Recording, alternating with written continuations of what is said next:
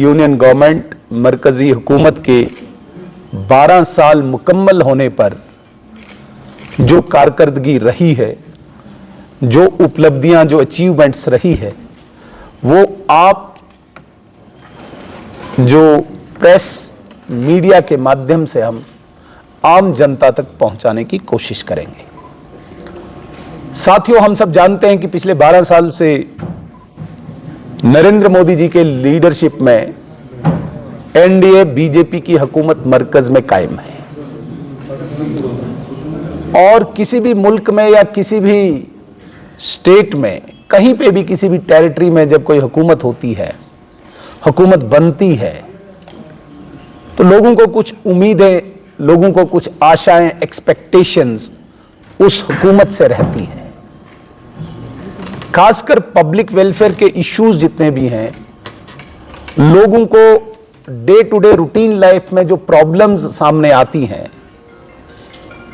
Individually, generally, territory को लेके, state को लेके, नेशन को लेके, उन समस्याओं के समाधान के लिए उस सरकार से, उस गवर्नमेंट से, उस इलाके की जनता एक्सपेक्टेशन रखती है। और जिस तरीके से 2014 के बाद नरेंद्र मोदी जी की लीडरशिप में ये एनडीए की हुकूमत चल रही है, अगर हम थोड़ा सा कंपेयर करें 2014 से पहले हमारे मुल्क के हालात, ऑल एस्पेक्ट्स को हम डिस्कस कर सकते हैं, और 2014 के बाद हमारे मुल्क के हालात। 2014 से पहले जो यहां पे सरकार कांग्रेस लेड यूपीए सरकार थी, तो हमारी मुल्क की पहचान ही बदल दी थी इन लोगों ने। घोटालों के नजरिए से इस सरकार को पहचाना जाता था। यूपीए की जो गवर्नमेंट थी, चाहे यूपीए 1 थी, चाहे यूपीए 2 थी। 2G घोटाला जिसने इतना बदनाम पूरे मुल्क को कर दिया, स्पेक्ट्रम घोटाला, कॉमनवेल्थ घोटाला, कोल स्कैम, मतलब जहां देखो वहां पे घोटाले ही घोटाले थे। गवर्नेंस नाम की चीज नहीं थी। लोगों में हाहाकार मची थी। उम्मीद थी कि कोई इस प्रकार की पार्टी या इस प्रकार का कोई व्यक्ति आए जो इस देश को संभाले। हमारी जो इकॉनमी थी, हमारी जो अर्थव्यवस्था थी, तिलमिलाई थी देश की। और तब जन्म लिया 26 मई 2014 को भारतीय जनता पार्टी की सरकार ने, नरेंद्र मोदी जी के नेतृत्व में, लीडरशिप में एनडीए फर्स्ट जब आई, तो आपने देखा होगा डे 1 से भारतीय जनता पार्टी की सरकार ने लोकहित में, जिसे पब्लिक वेलफेयर कहते हैं, अनेकों आयाम स्थापित किए हैं, अनेकों बेंचमार्क्स सेट किए हैं। मैं सारी कहानी तो नहीं बता सकता हूं, पूरी गाथा तो यहां पे नहीं बता सकता हूं, लेकिन सांकेतिक तौर पे, इंडिकेशन के तौर पे मैं आपके सामने कुछ चीजें जरूर साझा करना चाहूंगा। साथियों, पिछले 12 सालों में दुनिया की कोई भी एजेंसी या मुल्क में कोई भी इस प्रकार की एजेंसी इस सरकार पे उंगली नहीं उठा पाई है भ्रष्टाचार के दृष्टिकोण से, भ्रष्टाचार के नजरिए से। काफी कोशिशें हुई छींटाकशी की, लेकिन कहीं पे भी इतना सा दाग भी इन 12 सालों में मरकजी हुकूमत पे नहीं लगा। ये बहुत बड़ी अचीवमेंट है साथियों। अगर हम आम जनमानस की बात करें, पूरे देश की, पूरे मुल्क की बात करें, आज हमें फक्र होता, आज हमें गर्व होता है जब कोई हिंदुस्तानी दुनिया के किसी भी मुल्क में चल रहा होता है, उसका सर गर्व से ऊंचा होता है, इज्जत से ऊंचा होता है कि मैं हिंदुस्तानी हूं। इतना मान सम्मान, इतनी इज्जत पहले हिंदुस्तानी को कभी, हिंदुस्तानी नागरिक को कभी भी किसी मुल्क में नहीं मिली थी। ये बहुत बड़ी अचीवमेंट किसी भी भारतीय नागरिक के लिए, हिंदुस्तानी सिटीजन के लिए है। देश का मान सम्मान, व्यक्ति का मान सम्मान और अपनी संस्कृति, अपनी सिविलाइजेशन का मान सम्मान, आज उस पर गर्व हर निवासी करता, आज उस पर गर्व हर भारतीय करता है। साथियों, आज अगर हम रोड इंफ्रास्ट्रक्चर की बात करें, जिस देश में हमारा ऐसा मानना है कि बेसिक जो एमिनिटी, जो हमें रोड की होती है, बेसिक जो फैसिलिटी जिसे हम रोड की मानते हैं, चाहे रूरल एरियाज हो चाहे अर्बन एरियाज हो, रूरल एरियाज में कनेक्टिविटी ना होने के कारण अर्बन में भी जो कनेक्टिविटी थी वो भी कोई अच्छी कंडीशन में नहीं थी। लेकिन आज पूरा हिंदुस्तानी गर्व करता है, फख्र करता है। मैं कहता हूं सिर्फ हिंदुस्तान का नहीं, दुनिया का कोई भी व्यक्ति जब हिंदुस्तान में आता है, आज जो रोड इंफ्रास्ट्रक्चर इस एनडीए गवर्नमेंट के दौरान 12 सालों में बना हुआ है भारत में, मुल्क में, अद्भुत है, जिसे जितनी भी सराहना की जाए वो कम है रोड इंफ्रास्ट्रक्चर में। अगर हम रेलवेज की बात करें तो आज आप देखिए कितनी नई चेंज आई है, कितना बड़ा परिवर्तन रेलवेज में आया है, कितनी नई ट्रेन्स चली हैं। मैं बाकी मुल्क की बात न करते हुए अगर मैं जम्मू कश्मीर की बात करूं तो इन्हीं 12 सालों में हमने यहां पे वंदे भारत देखी। वंदे भारत सिर्फ जम्मू में नहीं देखी हमने, वंदे भारत आज हमने कश्मीर में देखी। आज कश्मीर को पूरे मुल्क के साथ कनेक्ट किया है रेलवेज के साथ, तो बहुत बड़ी अचीवमेंट है। और जिस स्पीड से, जिस तीव्र गति से इन सेक्टर्स में काम हुआ है, ये मुझे लगता है कि सराहनीय काम हुआ है। जिस मुल्क में पिछले 70 सालों में केवल 74 एयरपोर्ट्स थे, आज इसी भारत में इन 12 सालों में 90 एयरपोर्ट और जुड़ा के 164 एयरपोर्ट पूरे भारत में हैं। और भी सैकड़ों एयरपोर्ट्स जो डोमेस्टिक एयरपोर्ट हैं वो अभी बन रहे हैं।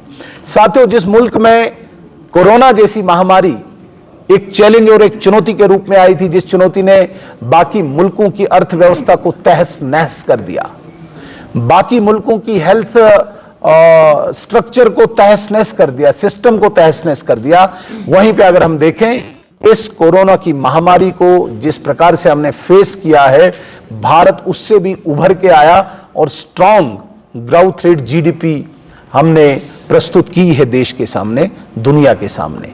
और इस कोरोना में पिछले 6 सालों से आज तक अभी चल रहा है, 81 करोड़ लोगों को इस वक्त भारत सरकार मुफ्त अनाज दे रही है। छोटी बात नहीं है। हालांकि बहुत सारे लोगों ने प्रश्न उठाए कि भाई डायरेक्ट हम पैसा भी दे सकते थे, लेकिन जिस प्रकार से कोरोना में एक सप्लाई चेन टूट चुकी थी, कोई एक दूसरे का आता पता नहीं था, डायरेक्ट अनाज देकर एक आम जनमानस की जिंदगी को बिल्कुल इजी बनाया है। यह भारत सरकार की अचीवमेंट है। इसी कोरोना के दौरान हमने सिर्फ जमीन पे नहीं, हमने स्पेस में भी एक बहुत बड़ी उपलब्धि हासिल की जब चंद्रमा पे हमारा मंगलयान लैंड किया।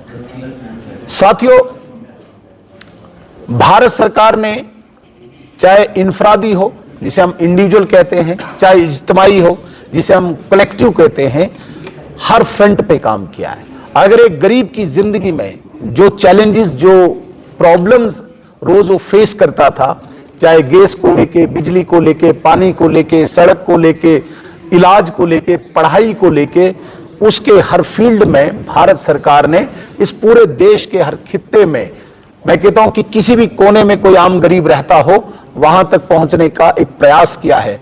आप देखिए, अगर हम जम्मू कश्मीर की बात करें तो जम्मू कश्मीर में हर फर्द को, हर व्यक्ति को 5 लाख तक का इलाज इस मोदी गवर्नमेंट इन 12 सालों में उपलब्ध हुआ है।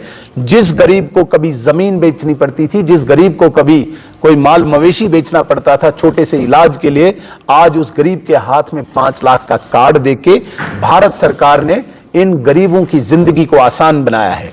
और मुझे कहने में बिल्कुल इसमें कोई परहेज नहीं होगा, यदि किसी के घर में 5 व्यक्ति हैं तो मींस 25 लाख का इंश्योरेंस उस घर को नरेंद्र मोदी जी के इन 12 सालों में पहुंचा है। और जो लोग 10 लाख या 15 लाख डायरेक्ट ढूंढते हैं, उनके लिए भी जवाब है कि उनके घर में अगर 5 फर्द हैं, 5 व्यक्ति हैं, तो 25 लाख रुपया उनके अकाउंट में नरेंद्र मोदी जी की सरकार के द्वारा पहुंचा है।